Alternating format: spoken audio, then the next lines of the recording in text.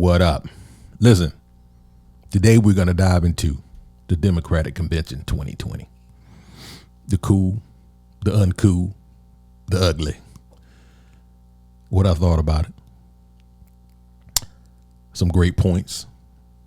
But we're also going to dive into COVID-19. I know everybody talking about it, but it needs to be talked about. Apparently it's not being talked about enough because it's a major problem still 7 months into it. I know it's been a long time, but I've lost some family members and I just wasn't into the podcast mood because I don't care how cool you are. I don't care how on fire you are. When you lose a family member, it does something to you, you know?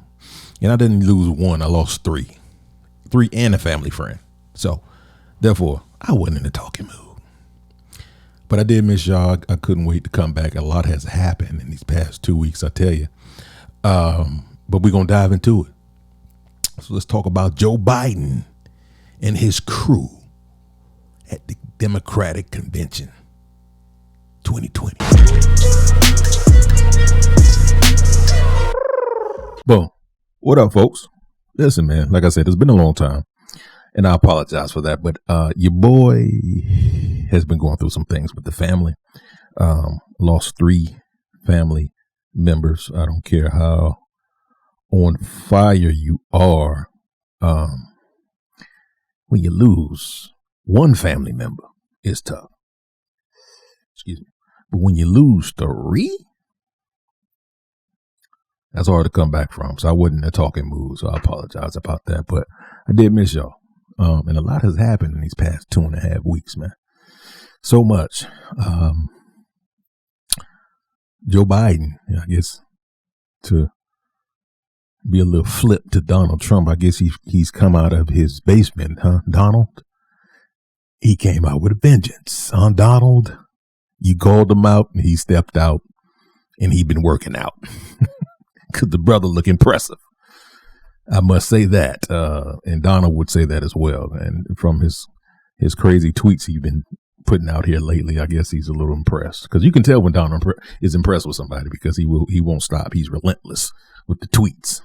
The better you are, the more he tweet. You know what I mean? So I think he broke his tweeting record this week, which means the Democrats, they did something right. And I've been watching the convention all this week, and the first day was a little rough from a production standpoint, but the speakers were great. But from a production standpoint, it looked like they did it on the iPhone. But Tuesday, Wednesday, and Thursday, they knocked it out the park. They knocked it out the park. And so that's what I'm gonna focus on, man. But before I get into that, COVID is not over, people. COVID is still out there lingering and having a ball, taking people out. I don't care what color you are, they're taking people out. And COVID is not as big, and I might get in trouble with this, I really don't care. But this is how I feel. COVID is not as big as we make it to be, meaning it's not as big and bad as we make it to be. COVID has to have a host. COVID ain't just running up on folks, just diving. What's happening? It's not doing that. It has to have a host. How does it get a host? COVID preys on people who don't wash their hands and touch their face. COVID preys on people who don't wear masks. COVID preys on people who are arrogant, refuse to wear masks, who are ignorant, refuse to social distance, who are very ignorant, selfish, and arrogant, and refuse to take this thing serious. So if you fall in any one of the 3 of those categories, this bud's for you. So this episode is brought to you by the Messenger Clothing Company. And this is how much we believe in social distancing and trying to get out of this COVID season like the other countries have done. It's not like it's not doable. Like third world countries have done it. And they don't have the resources that we have, but yet they've gotten over it, or they almost out of it, but we still struggling, going the wrong way. So anyway, the Messenger Clothing Company has made masks called Choose Life. It's not just a saying, it's a movement. Choose life. Right there, boom.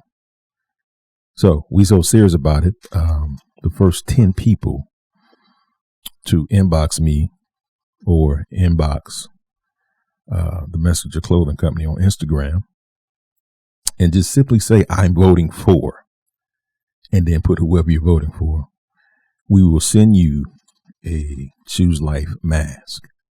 Okay, we're going to send you a Choose Life mask. All right. And mind you, I don't care who you vote for. That's not even, if you listen to the instructions, I said just inbox the first 10 people that inboxes us saying, hey, I am voting for whoever. We're going to send you a mask, because I don't care who you vote for. Not when it comes to these masks. I just want you to wear a mask. Okay, I got mine. I keep mine on me. I gave out 6 today on the streets, man. Just choosing life, because when you wear a mask, you help save lives, man. So, and that's science.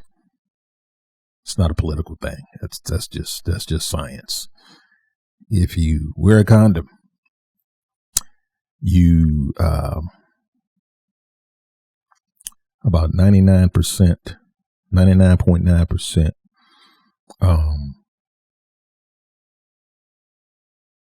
or you're 99.9% protecting yourself from STDs. That's what a condom does. This is the new condom, people. This is the new condom. This saves lives, man. Stop that virus from running up on folks. And I might get in trouble for this, but I don't care. I really don't. We're making coronavirus bigger and badder than it should be. Just listen to what I said now, because I don't want y'all to misquote me. We're making the coronavirus bigger and badder than it should be. And what I simply mean by that is there are other countries that are going the other way with this thing. They're winning. Right? And we're going the wrong way. We're going the wrong way.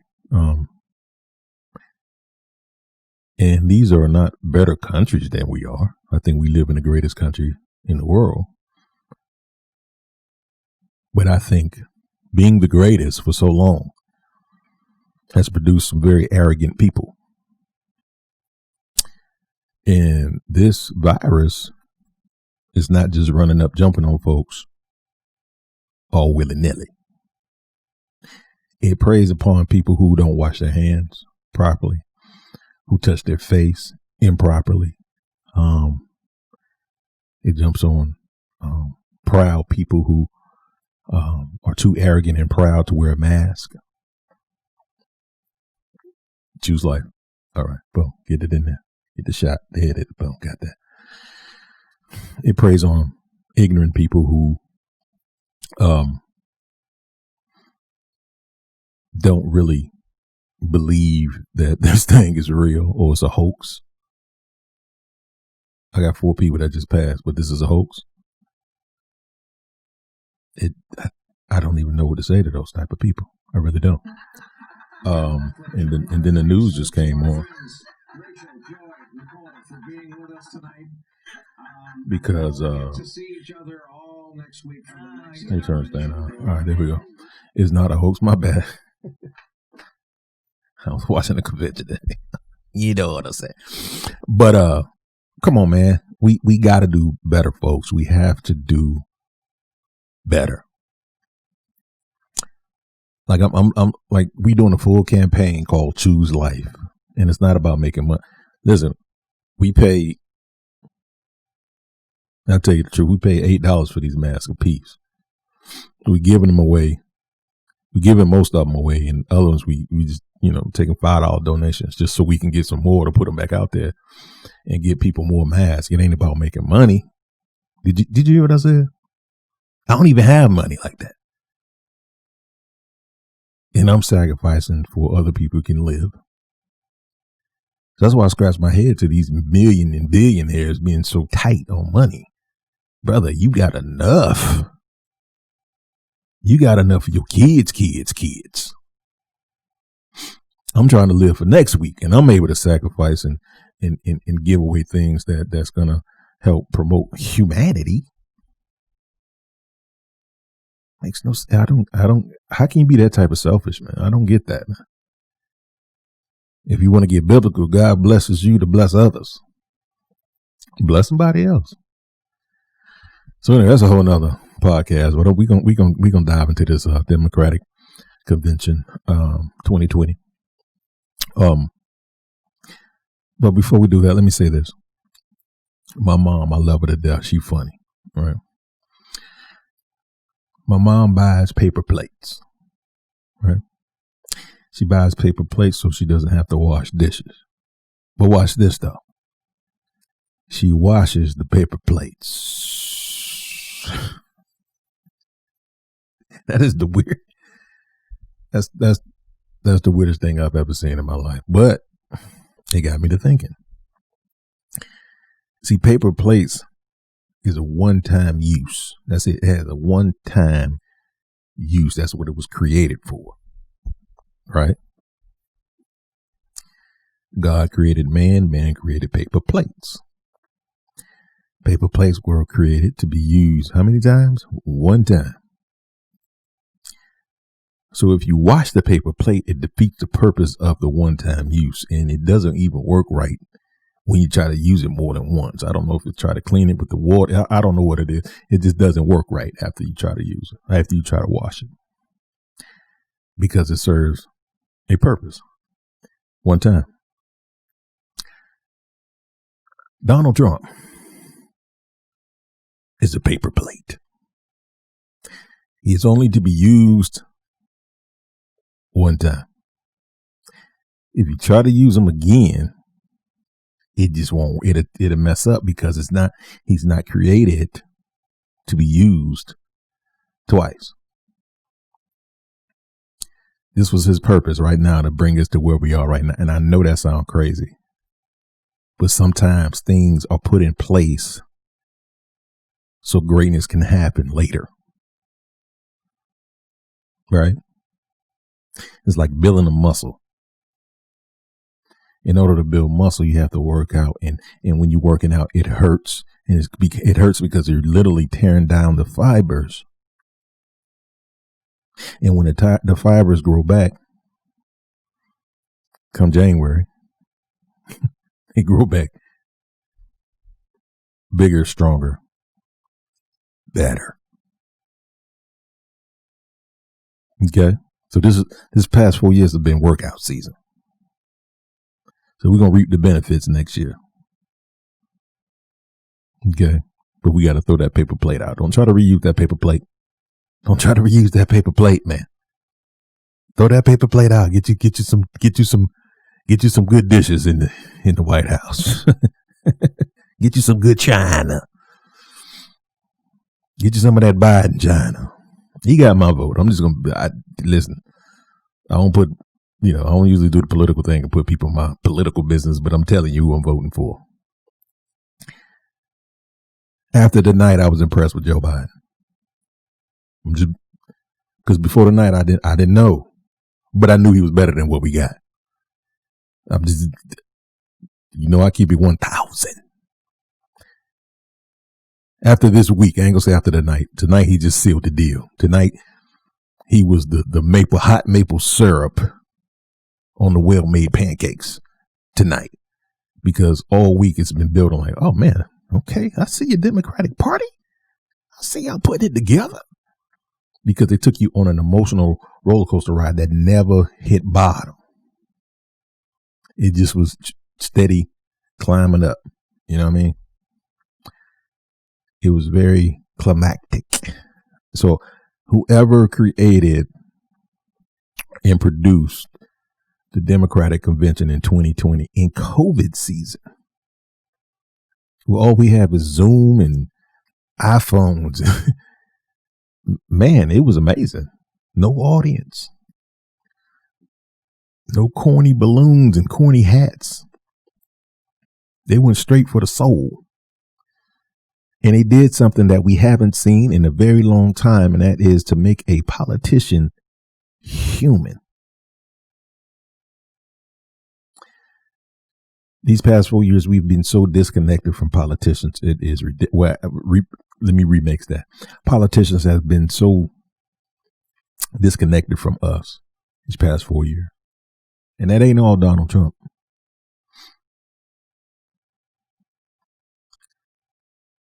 But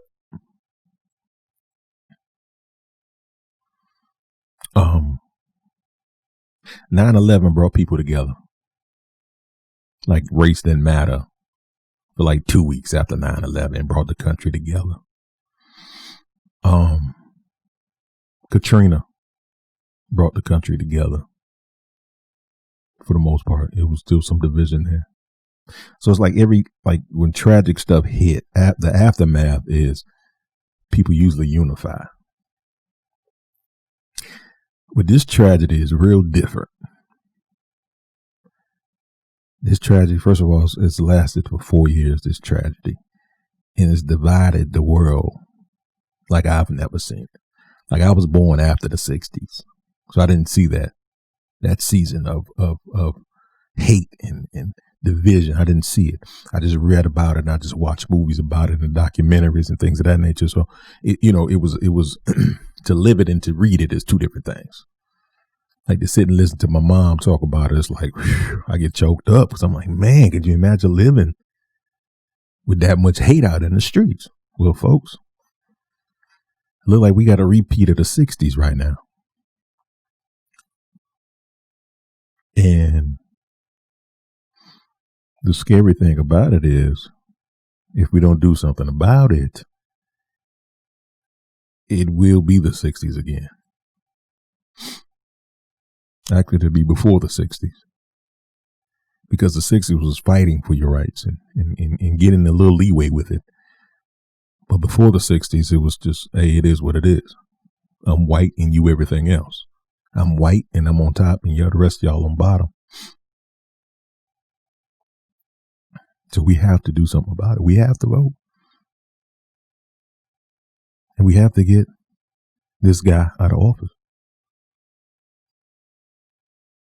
Y'all know, y'all listened to me a million times before. I don't do bullies, man. And this man is a bully on a whole nother level.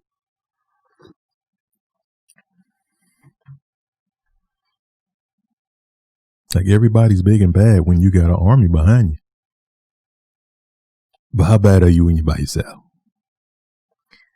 And I see people jumping ship left and right with this guy because they see he's about to lose his power. Everybody want to be on your team when you got power. You better ask Ghost. Them first 3 seasons, he was the man. But when he lost his power, he lost a lot of friendship, a lot of so-called friends. And so that's the same thing that's happening to Donald Trump. And I don't wish no ill will against him or nothing like that. But brother, you have dug a grave for yourself politically and just from a humanity standpoint, brother. What is your empathy, man? Like I'm done. I'm done.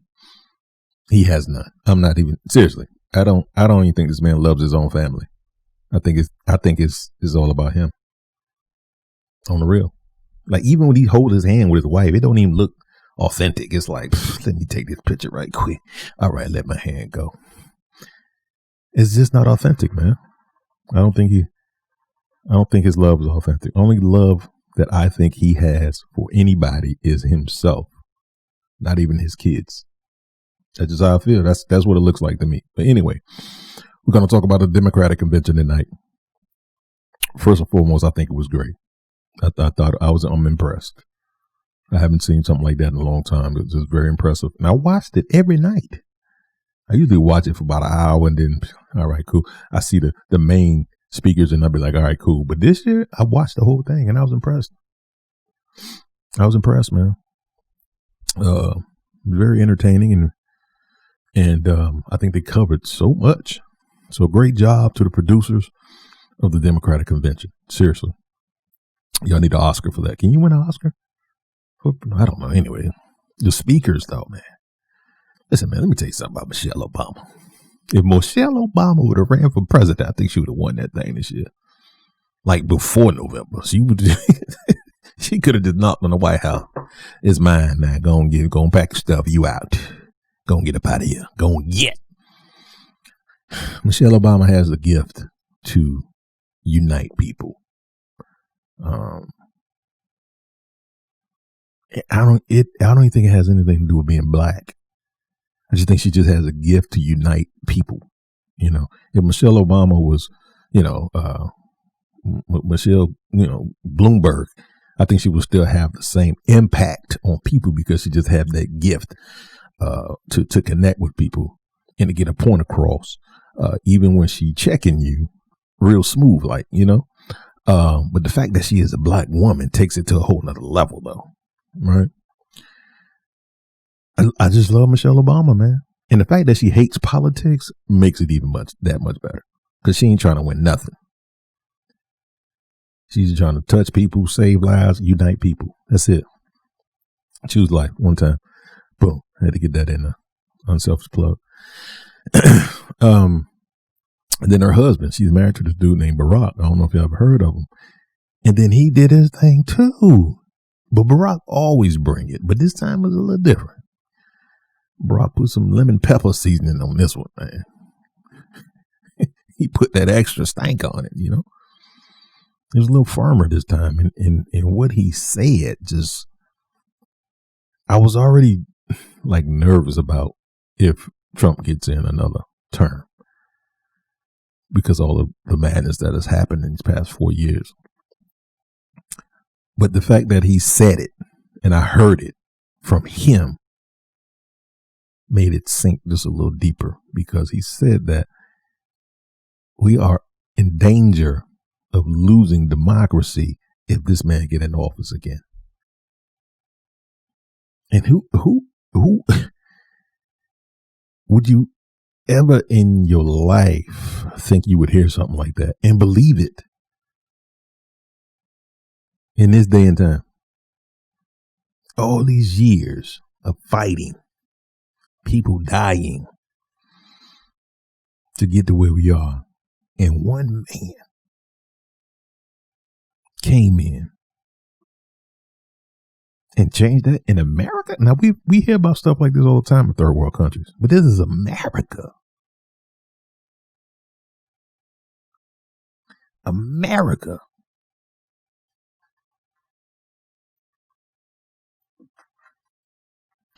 That's funky. That's a tough pill to swallow, man. It really is.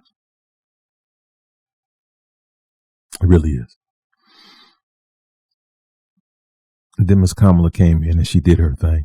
And I love the way they showed her family and showed who she was. Because if you're not from California, you really didn't know her like that. Right? I know I didn't. Because she's on the other side of the nation. She's in California. But showing that she's human and showing she has a family and what she's about with her mom, 25-year-old Indian, married a Jamaican brother, and they met in the streets of Oakland, fighting for our rights. This is what I'm saying. So she lost her mom. So all this work these people put in, this man came in and can take it all away from us. Man, I don't know if that shake y'all, but that do something to me. So listen, I don't care what, and I'm going to come back to the Democratic Convention party. I mean, the Democratic Convention. I'll talk about that in a minute, but I don't care what they put in front of me. I will be there on November 21st to put my vote in. Rain, sleet, snow, COVID, Soviet, COVID-20. I don't care what it is. I got to get it. You gonna risk your? Yes, I am. I'm risking my life for my future kids, kids, your future kids. Yes, I think it's that serious.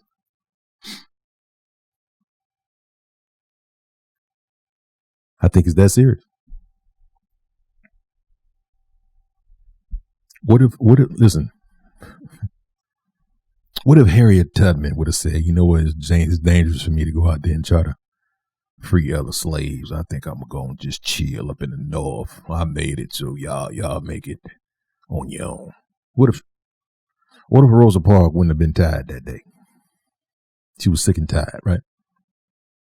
What if Martin Luther King said, you know what, I'm gonna just be a minister at my church, everybody else on their own? What if Malcolm X would have said, no, I'm straight. I'm just gonna do my little 12 years and get up out of here and get back to, being a thief and all of that other stuff. What if all the people that helped us get us to where we are right now would have said, no, the danger, would have focused on the danger and not the end game? We'd be in bad shape. I'm too fat to be a slave. I'm just being real. I'm too fat and lazy. I don't even like to get up that early, first and foremost. I'd be late they would tear my back up, man, because I'd be late every day. Now if they had like a slave night shift or something, maybe, I could do that. But I can't. That early morning, go with me. Matter of fact, let me take my shirt off. This is my good shirt. Go and get it, master. I can't be a slave. I'm joking, but at the same time, I'm serious because I am that worried about this administration. And what baffles me is this administration looks out for other rich folks, not the common you, me, and I don't care what color you are, sir or ma'am. They ain't looking out for you. They see one color, green. And then when you get in that green echelon, then it's a breakdown of, okay, now you're a black green, so you still under us. But for the normal Joe Schmo, that's why I understand why y'all fight so hard for them. Man, they ain't looking out for y'all. Now, if you got them zeros in your bank, a whole bunch of them, yeah, you up there. You ain't on their level though. You ain't on their level. But yet y'all battle all day for them, but they don't battle for us.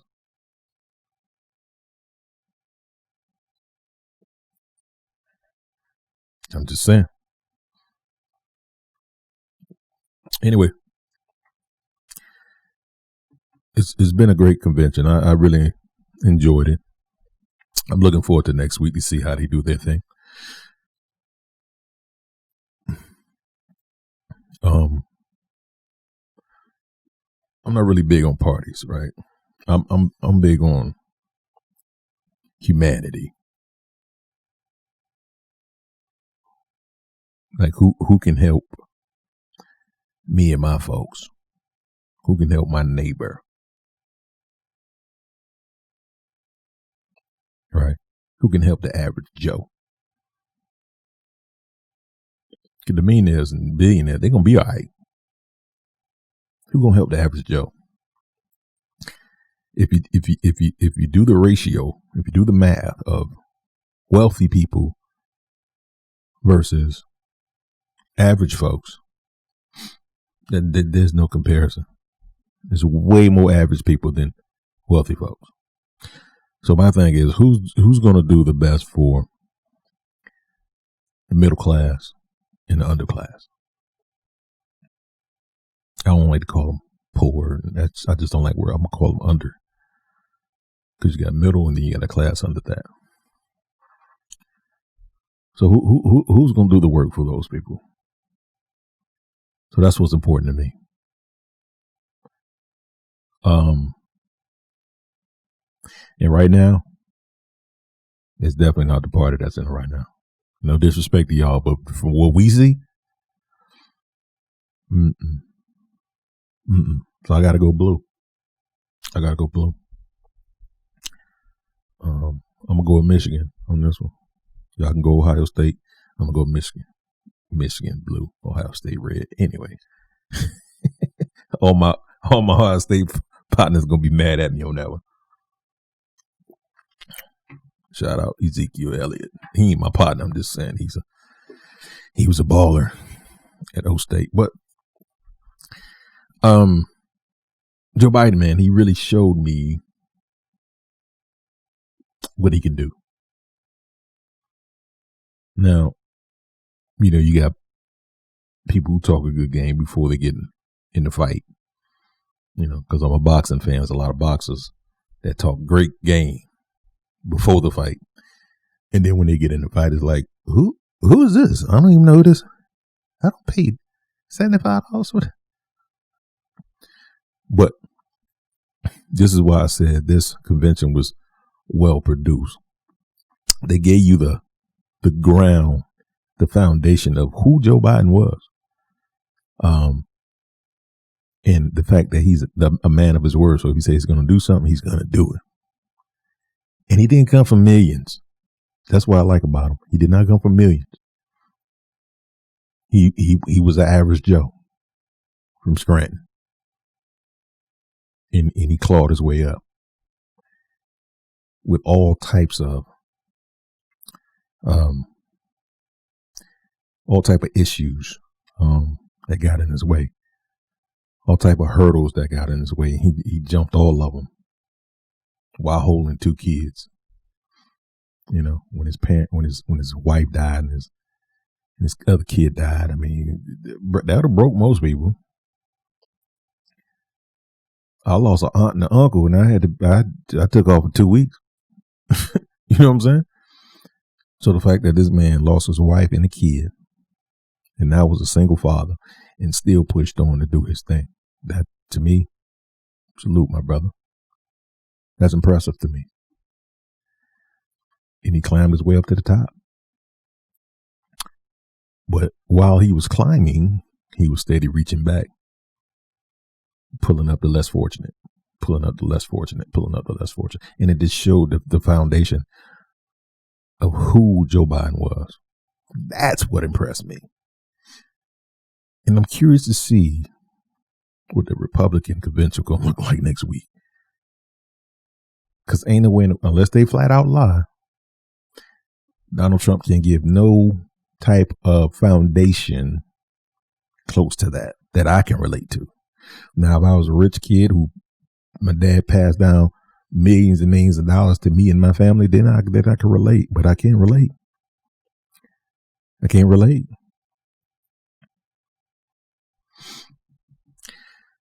So anyway, Joe Biden showed he was very strong and presidential tonight.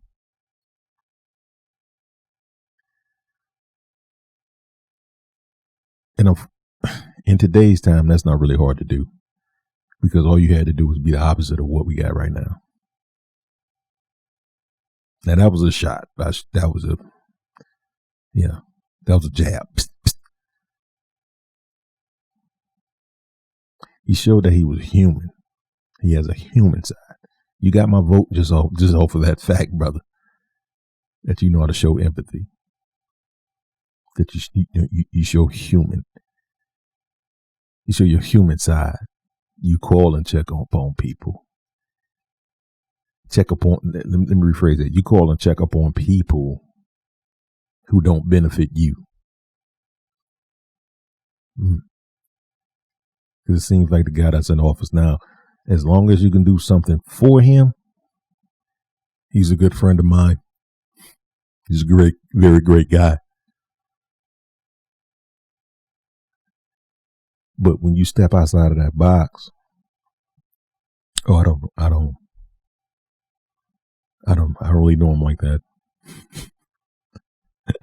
That's a very nasty question. That's his favorite line. He will distance himself from you if he feels you did something that might affect him. So I like his niece said he doesn't have any friends. People fall in two categories, beneficial and non-beneficial with him, which is a sad, my heart goes out to the guy because even though he got millions, he got the world in his hand right now. That's got to be lonely. You have no friends, brother? None? Now you got yes boys and yes girls. Oh, excuse me. Yes men and yes women. But you have no true friends. You got people that fear you. You got people that can't stand you. But no true friends. That should be on a questionnaire when you're applying to be a president. Tell me about your friends. What about your friends? We don't want to tear you down. Yeah, I know I'm not good with words. Remembering lyrics. I fear people that don't have any friends. Like I've dated a woman that didn't have friends, and it ended horribly. It ended terribly. Why? Because I do have friends. And I'm a pretty social guy. And she wasn't. And I'm not knocking people who are not sociable. I'm just saying somebody that is sociable dating somebody that's not, it's going to be some headbutting there. Because the person that's not sociable want to do everything you do first and foremost. And when you do things together, it's always a issue when you go and try to communicate with somebody else, man or woman, because is it a selfish thing? I guess you could call it that. It's a selfish mindset of, okay, you mind why you over there talking to that person without me, or period. Like it should be all about me. So I'm weary of people that don't have any friends. None. I don't know about that one, player. I think I might need to ask that on the first date. Hey, what's your name? That's good. That's good. That's good. Tell me about your father. That's good. That's good. Do you want kids? That's good. That's good. Do you have friends? Really? Okay, call 2 of them. Let me talk to them. Would that scare people off? That might scare somebody off, huh? I just need to know.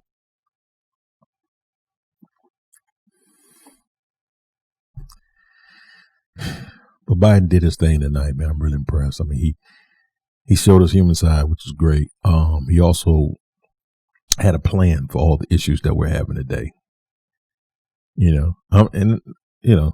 Plans might not work, but he has a plan. He has a plan. I know y'all saying, well, that ain't much. Well, listen, when you've been dating somebody who doesn't even pull your chair out for 4 years, is not a gentleman at all for 4 years, and then all of a sudden you get a brother that open your door, you love him. He ain't even do nothing but open your door. So right now, Joe Biden just opened our door, and it looked great. Like, oh my God, he just opened my door, girl. He opened me. He's such a gentleman. Ooh, girl, he paid for the food. I know it's McDonald's, but he still paid for it. So we're easily impressed right now. And Joe Biden did that. He did his thing. If he continues to do what he's done tonight or this week, he will be the next president, and I'm cool with that. Get a brother a shot. Get a brother a shot. He said a lot. But it's the first time I've seen him with some fire in him, like some real fire, And he said something. He said that we can't move forward as Americans with anything until we deal with COVID. He just opened my car door. Like this COVID thing is affecting everything. So why not deal with what's affecting everything? Listen, I'm not good at math, but I know math. So let's deal with the COVID first. And then everything else. Makes sense to me. I ain't no politician. I don't have umpteen degrees. But that makes sense to me. And he said something that a lot of people applaud. But I'm sure the opposite side, a lot of people booed and get very angry about, because I see it every day on the internet, how people are fighting establishments because they say you got to wear a mask. I'm not wearing a mask. That's not a law. How you going to make me wear a mask? That's not a law. You show me in the law book and then I'll wear a mask. Okay, how about you just don't come in my establishment? Well, I'm going to call the police. Please do. This is my establishment. People crack, man. Come on, man. Anyway, he said he's going to make wearing masks a mandate. Joe, you my man. Joe, people choose life for real. Stop making it a political thing. You know these work. Y'all know it work deep down in your heart, but y'all just want to fight and be messy. They work.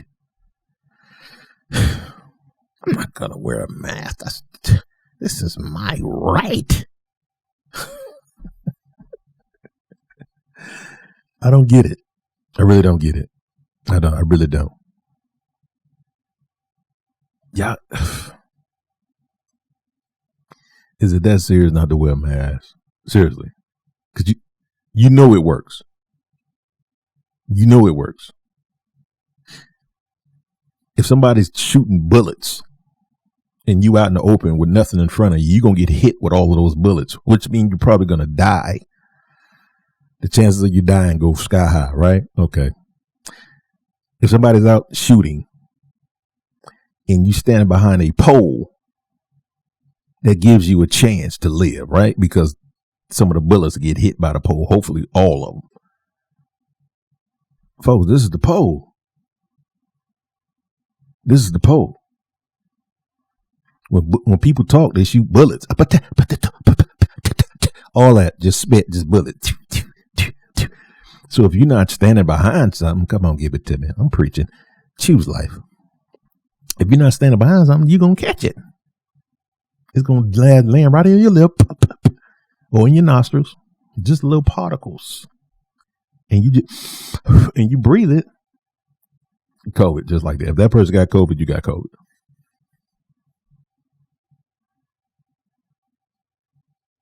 Yeah, but it's the percentage of deaths compared to the people that have it is very low. Well, listen, who want to take them type of chances? I don't. I'm not rolling them type of dice. No, I don't even play my life like that. No, ma'am, or sir.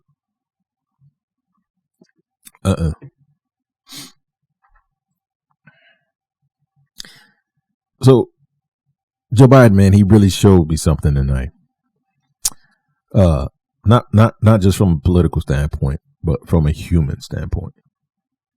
And that's what I've been missing. That's what we've been missing this past 4 years. Humanity. So I'm so curious to see what this thing gonna look like next week, because it's hard to give a cold-hearted animal to give a cold-blooded animal a warm-blooded animal's heart. It won't survive because it's just not built like that. I'll let y'all chew on that for a second. It is impossible to give a cold-blooded animal a warm-blooded animal's heart. It's just not natural. It won't survive. Donald Trump is a cold-blooded brother. Cold-blooded. And so if the Republican convention tries to paint him as a caring family man, like the Democratic convention painted Joe Biden's picture, because it was real, that's who he is, then it just won't look right, and it's not going to go over well. It's going to look fake. Just like when Donald Trump was holding up the Bible upside down, it's just it didn't look right. It didn't look real. It looked fake and quite stupid, to be honest with you. So I don't think that would be a good route. So I don't know how they're gonna do that one, but I'm looking forward to it. But listen, out of this whole Democratic convention 2020, I was impressed with a lot of people. But my hero is this young man by the name of Braden Harrington. This brother, because Joe Biden has a speech impediment, but he worked on it from when he was a kid. Listen, come on, man. That alone sold me with this guy. This brother has a speech impediment. And most people with speech impediments when they get nervous, they either stutter or, fumble over words and things like that. And I've seen Joe do it before, but he does not let that stop him. He does not let that stop him. To me, that's heroic. That's heroic right there. And what does the president we have now do? He makes fun of him. He makes fun of him. Call him Sleepy Joe and all these little whack names. I tell you, man, bullies don't have hearts, man. The only way to beat a bully is to punch him in the mouth. And Joe Biden did that tonight. So the fact that this man has a speech impediment and he's hopefully about to be the next president of the United States, man, that's huge. That is huge. That is amazing. But Braden Harrington is a young man with a stutter problem. And he gave a speech on national TV about when he met his best friend, Joe Biden. And Joe constantly talks to this young man. He wasn't a ploy. He didn't use him just to look good. Like he has a relationship with this young man. And now just think what this does for this young man in his future. Shows him that he can be the next president of the United States. Well, not the next, but he can be the president of the United States. That's a confidence builder, man. Pouring into somebody. That's what we miss, man. That's what leadership is, yo. My best bosses were bosses who poured into me. Bosses who taught me something. Not the ones that beat me down. Life is going to do that on his own.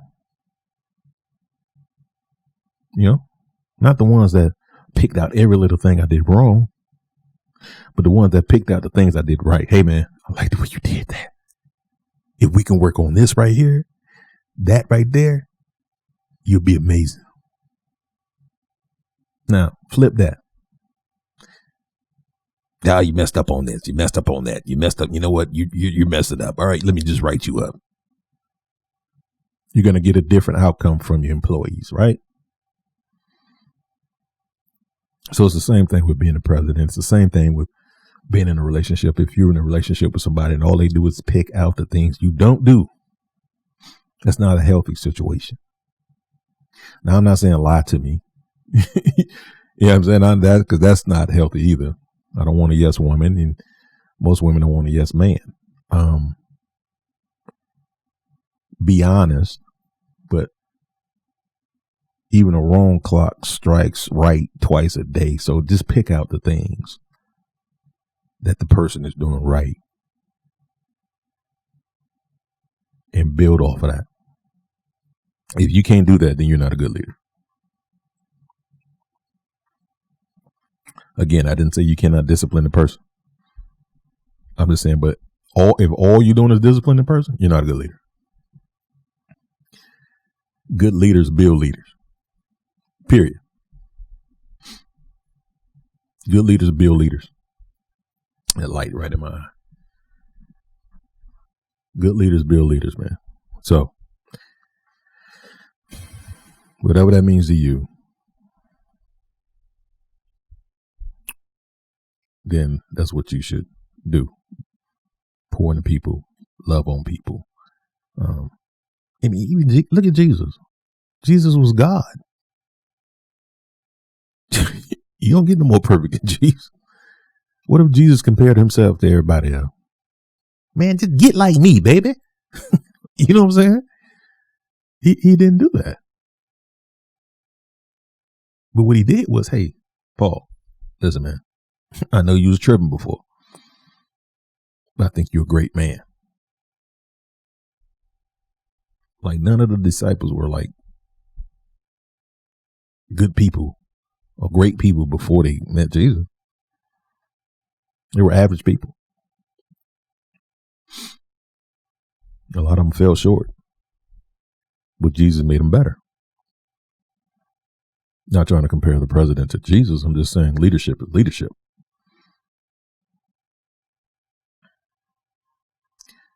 I've been to a lot of churches, and the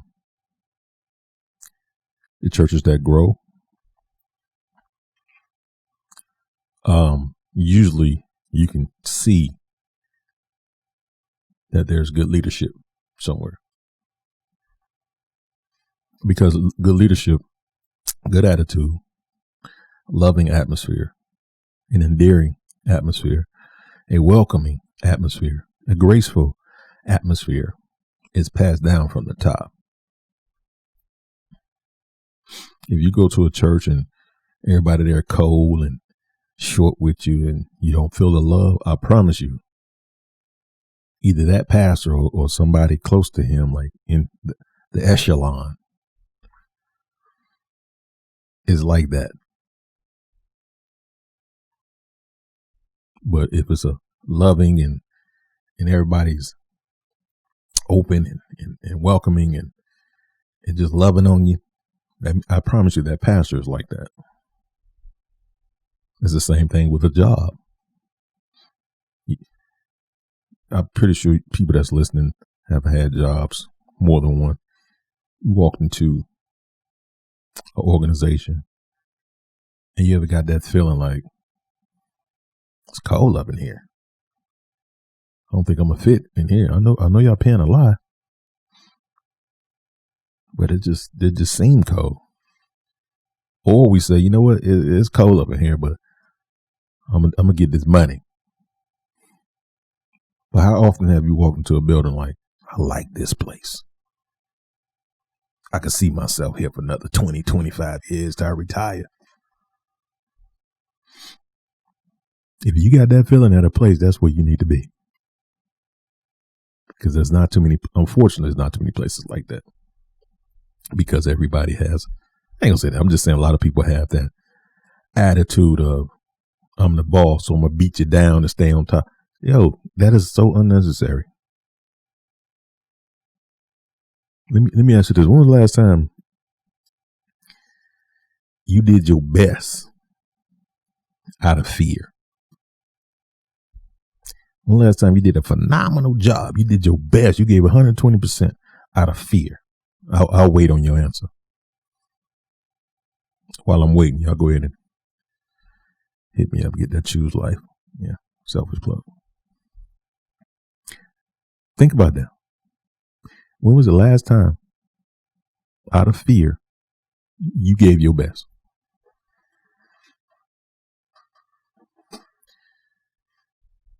Now, let's flip that. When was the last time you gave your best out of, I want to do this? This is a great person. I don't want to make this person look bad. I want to make my team look great. So I'm going to give 125%. Same pay, but I got pride.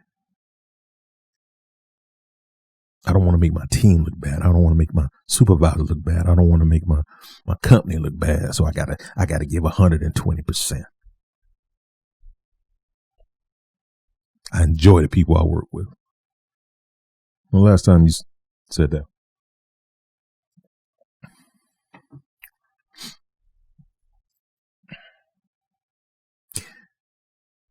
People who give 120% out of motivation, it usually comes from the top. And those people stick and stay because it's not about the money. It's about the family. It's about the feeling. You ever been to a job and like everybody been there 30 plus years and you like, man, hang on, baby. When these people leaving, they don't leave. Because they love their job. They love what they do. They love that family environment. Now let's flip that.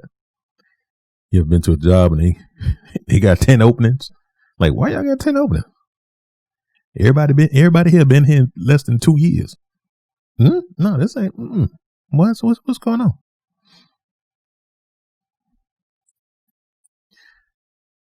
There's about 40 jobs open right now at the White House. Come on, man. I brought that thing on back round. There's about 40 jobs open right now at the White House. I don't know if that's a real number, but I'm just saying.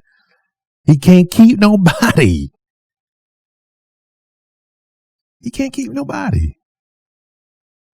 I don't care if he firing them. I don't care if they quitting. It's the same. Your turnover rate is ridiculous. Like UPS turnover rate is not even that high. I used to work for UPS. People was quitting left and right. It's hard work. I stuck it out for 6 years. Environment, man. It starts from the top.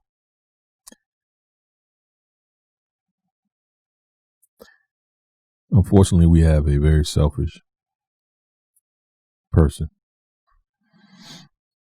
in the Oval Office. Very selfish, very divisive, very condescending. Honestly, I think he's hateful, me personally. And if you look at America, which would be if he's a CEO, if you look at America, and America is the actual organization, the office. What do you see? Hate, division, hate, division. Next page, hate, division. Next page, hate, division. Oh, we got some love over here. Oh, cool. What? Oh, the love people say they need to get a new CEO because, he's talking about his hate and division.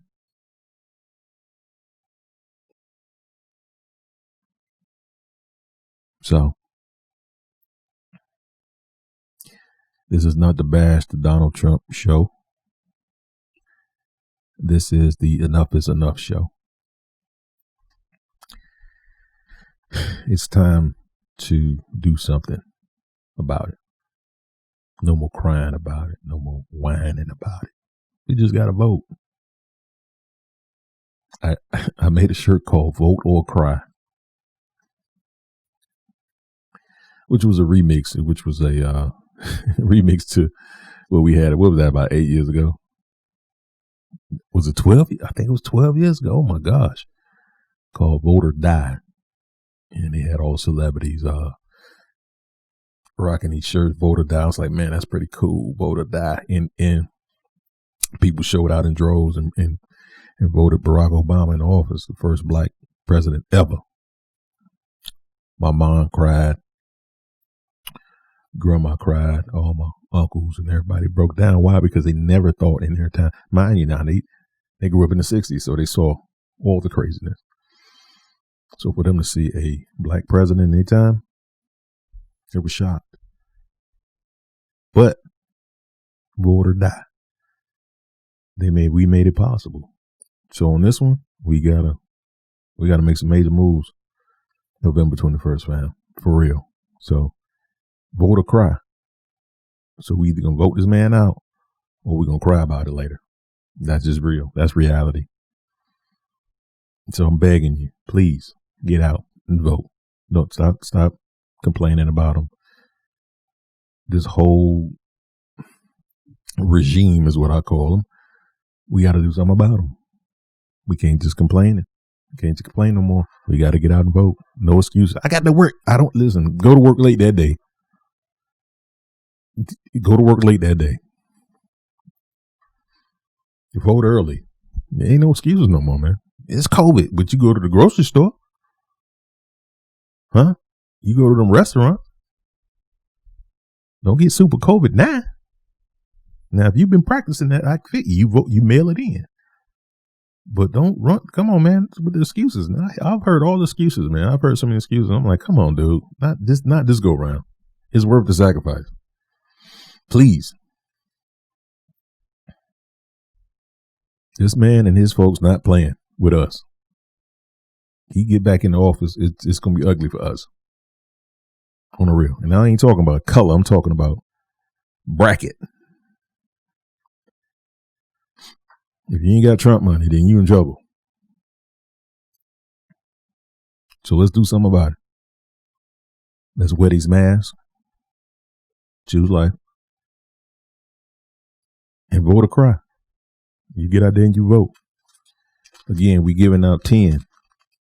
The first 10 that hit us up, we're going to ship this out to you. We're going to need your address as well. So we're going to ship them out to you. They're very well made, very durable. We don't do cheap. A little stretchy. You got the ear bands on the side where you can adjust them. It has the filters in the inside. So it's the real deal, man. And it got the nose pincher so it can fit over your joint, over your nose real smooth. Now, if you got a big nose, you ain't young. But nah, they fit. They very comfortable compared to the other ones I bought from Amazon and all of that stuff, man. So I work with the designer like, hey, man, they got to be comfortable. I got to be able to wear it for a long period of time. And they got to be stylish, you know. And you got the logo on the side, my Raven. Raven on the side. Messenger Clothing Company. So we got to do something, folks. A young man asked me today, why did you pick the name Messenger, the Messenger Clothing Company? I said, well, I wanted a clothing brand that had purpose behind it and that brought a message. And whatever that message is during that season, that's what we put on our shirts. Right now, it's politics, and we got to make a change. And Brother John Lewis helped us with that. Good Trouble. And so this is my version or my vision of Good Trouble. And I'm not putting nothing crazy on the shirts. I mean, we putting, it's very tasteful sayings, pictures on a shirt, but it's attention grabbers. And when I wear these shirts, I always get into a conversation with somebody who don't understand, which is the point of the whole mission of the church, the shirts in the brand. And I love having those conversations because it allows me to open people's eyes and oftentimes get my eyes open as well in the process. My eyes get open because sometimes people just don't understand what we go through as minorities because they're not a minority. And so when I explain it to them, not from a bitter standpoint, but from a love standpoint, from a, man, look, man, I just want you to understand our plight. And so when you see people out here angry, it's not just appearing out of nowhere. The anger's been there for 400 plus years. And some people express their anger differently, right? I express mine through art. I express mine through podcasts. I express mine through conversation. You know, some people want to fight. Some people like, hey, let's get out here and fight in these streets. You know, so that's just how some people, and I don't knock them. I mean, that's the way they express it. I don't want them to do that because they're not going to win because this system's not set up for us, period. So we can't do that, brothers and sisters out there. And a lot of times that's what they want, the Karens, if you will. Matter of fact, I ran into a Karen today.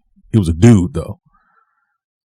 And he worked for the phone company that I spend my money at.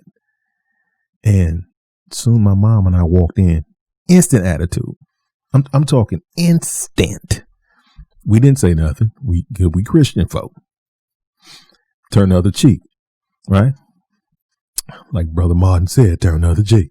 So we turned the other cheek. We went inside and we sat and we waited and we waiting.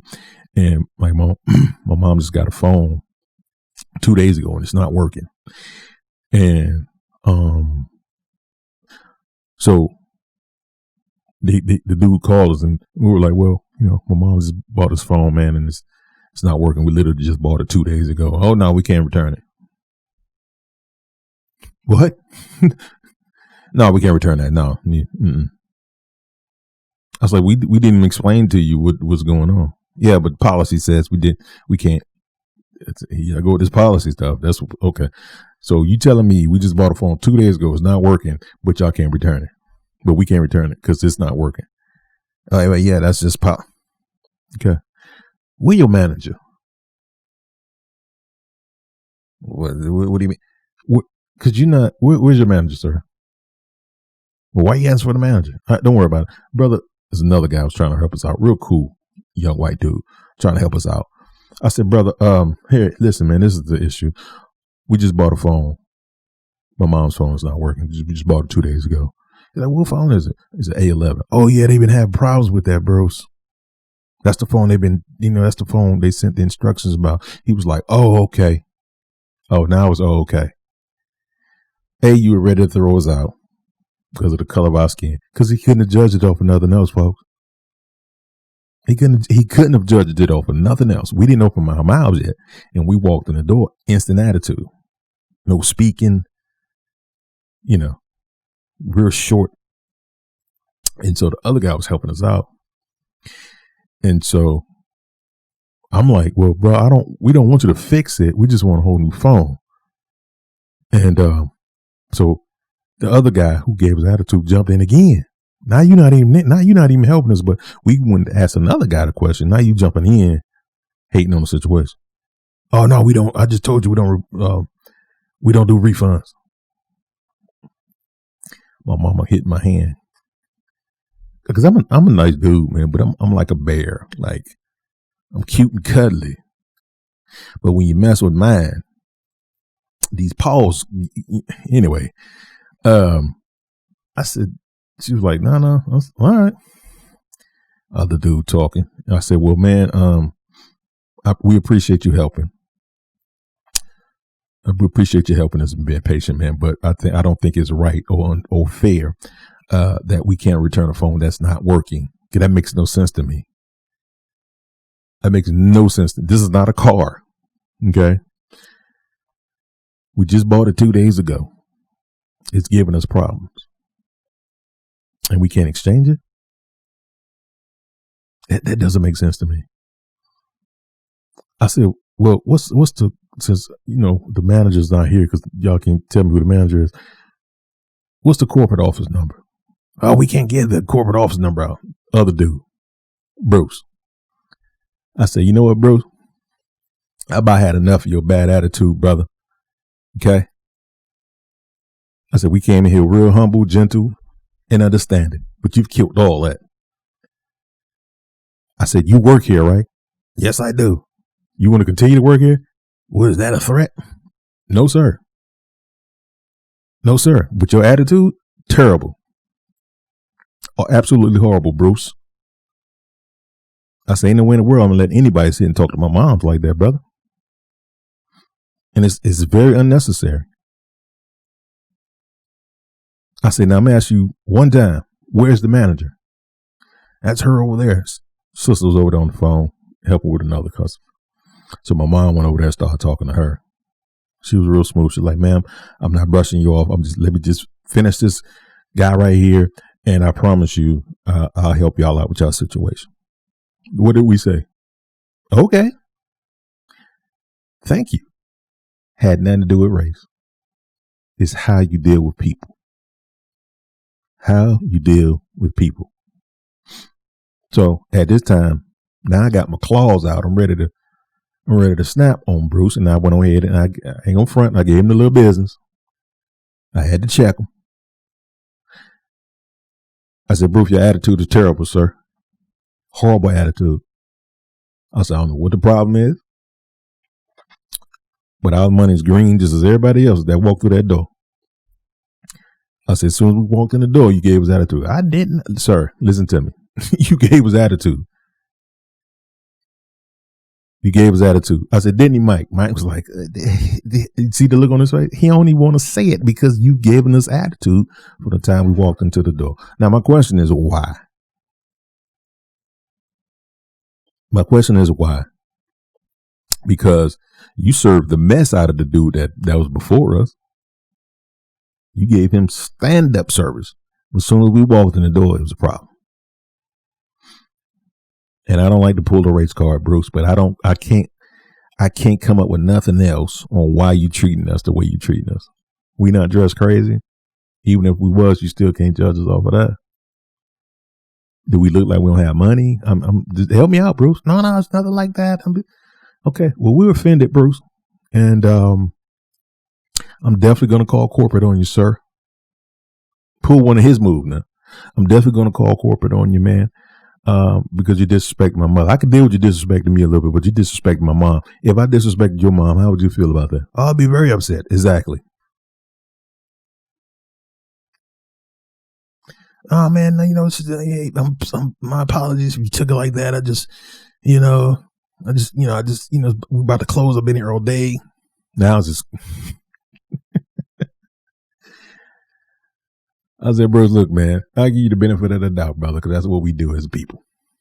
We give you benefit of the doubt. I said, but I need you to explain to me, man, why? Because I want to know why nowadays. I just want to know why you think the way you think.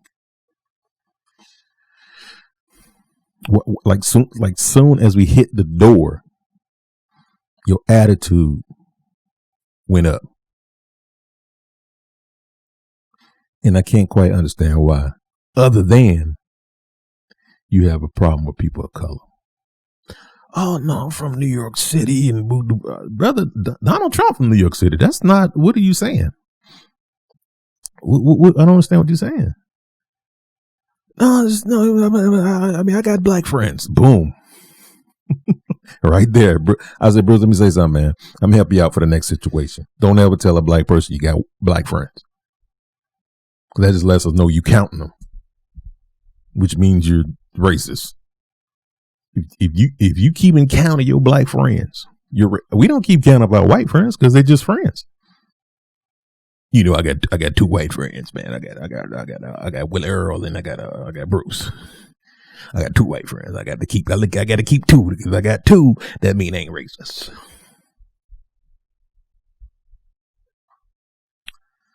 So anyway, by the end of the day, man, because we was in there for like 2 hours, man. And for a minute, I was giving Bruce the evil eye. And Bruce was like a scared dog, was scared to look up at me. But the God in me, come on, Jesus, told me to go over there and talk to Bruce. And I went over there and I talked to Bruce. He come to find out Bruce wasn't a bad guy. But, you know, Bruce grew up in a neighborhood where wasn't too many black folks. So he didn't really have the privilege of being around a lot of black people until he moved down here to South Florida. I said, well, how long you been here, bro? I've been here for 15 years. Brother, that's enough time. Now, if you said yesterday, I'd let you slide. But 15? Yeah, bro, that's not an excuse, man. And I said, man, you know, this could have went wrong. If I was that type of guy, you know, if I let my anger take control, that could have went wrong for me and you, you know. So you might want to control that, bro. Especially if this is your job, brother. You might want to get out of this type of business. This is customer service all day up front. You are frontline customer service, my G.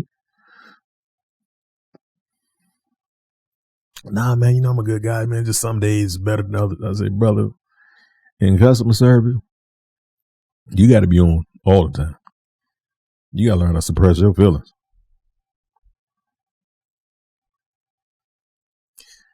I said, look, man, I'm gonna be honest with you.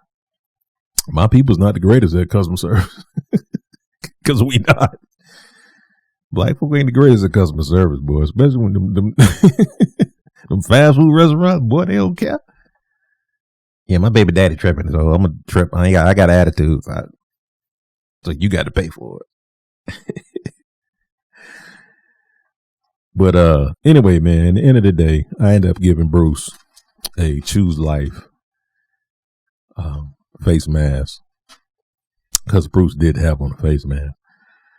And so we got into a good conversation about wearing face masks and not wearing face masks. And he said to me that, you know, in the beginning, he thought that was a hoax as well because Donald Trump said it was a hoax. Which got me to scratching my head because I said to Bruce, why do y'all believe everything this man says like that? Like, you know what a puppeteer is, brother? Yeah, I know what a puppeteer is. I said, what's a puppeteer? It's a person that controls the puppet. I said, are you a puppet? It's like, no, I'm not a puppet. I think on my own. I said, well, okay, but think on your own.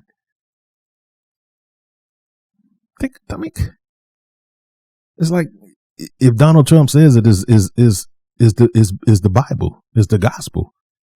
It's Donald Trump, not Jesus Christ. You know? And so I said, well, Bruce, what made you change your mind? He was like, well, first of all, you know, the company makes you wear them. So that was first. And then second of all, his cousin caught it back in New York and almost died. So that's what opened his eyes. I said, oh, okay, I get it. And I was like, man, you know, I just lost my third family member to it. It's like, oh man, I'm sorry to hear that. So I said all that to say, a conversation is so powerful, man. That's why I do these podcasts, yo. Because some people just don't know. They just never heard a black person's perspective or a person of color's perspective, believe it or not. I know we got internet and TV and CNN and DNN and BT and all of other stuff out there, but there's still people out there that's never physically had a true conversation with a black person. Believe it. So I was just glad that Bruce ran into me and not, you know, Junebug, because Junebug would have gave him that work. Because Courtney was ready to give him that work. Initially, I was ready to give him that work. Why? Because he offended my moms. Like, I can't. So my initial was my Carol City reaction, you know. And for those of you that's not from South Florida, my Miami reaction, that was my initial. My Dade County reaction, that was my initial feeling. So, and probably if my mom's wasn't there, he probably would have went there. But nah, if she wasn't there, I wouldn't have got that mad because I don't really be tripping when people come at me like that because, you know, it's almost like expected. And then, you know, I kind of laugh at it, but you offended my mom. So I had to check you, bro. So it's a lot of Bruces in the world, fam, is all I'm saying. And they got a perspective as well. And then we have a perspective. And so then it's the perspective in the middle. And that's where we need to get to. Notice I didn't say bring Bruce to our side or other people that are Bruce's to our side or we go to their side. You don't have to be extreme.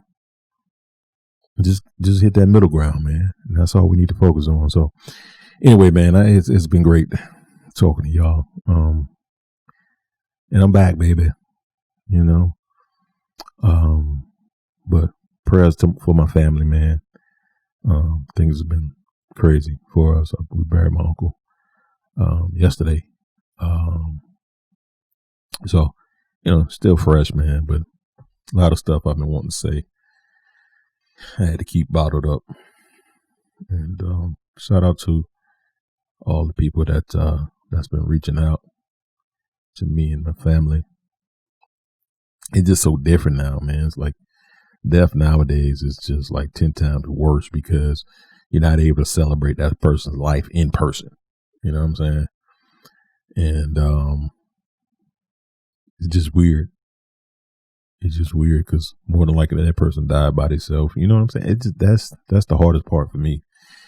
Knowing my uncle died by himself. Well, both of them. And my aunt. And the friend of the family, you know. So I think that's the hardest part about COVID.